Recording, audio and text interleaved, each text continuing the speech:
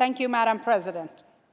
I rise today to speak out strongly in support of this resolution, which congratulates the State of Israel on the 74th anniversary of its independence and reaffirms the bonds of friendship and cooperation between the State of New York and Israel.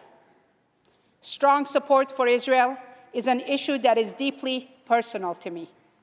And that is why I'm proud not only to be the author of this resolution today, but also to be hosting a celebration in honor of Israel's Independence Day here in the state capitol.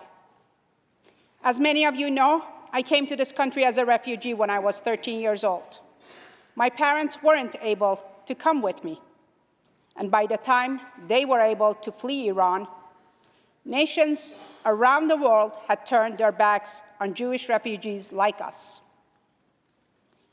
As one nation after another denied their entry, Israel was the only place that would allow them to seek refuge. And they opened their arms to my parents, giving them a safe place to call home until they were finally able to reunite with me and my siblings in this country. Their story is not unique. Israel has been a beacon for Jewish people around the world since its inception.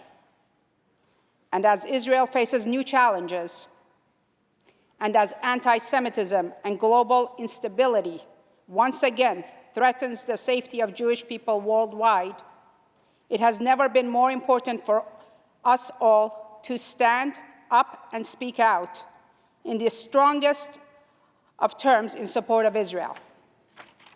As I mentioned, today we are celebrating Israel's Independence Day here in the Capitol, and there are some very special guests with us here in the chamber that I would like and I'm honored to recognize.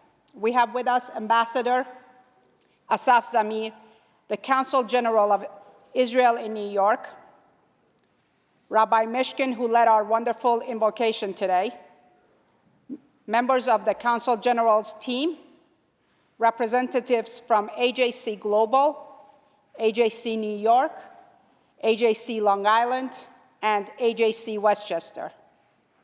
To our honored guests, thank you so much for making the trip to celebrate with us. To my colleagues here, thank you for your support for this resolution. Supporting Israel isn't a partisan issue at a time when the stakes really couldn't be higher. It is a common purpose around which we can all unite. Thank you, Madam President.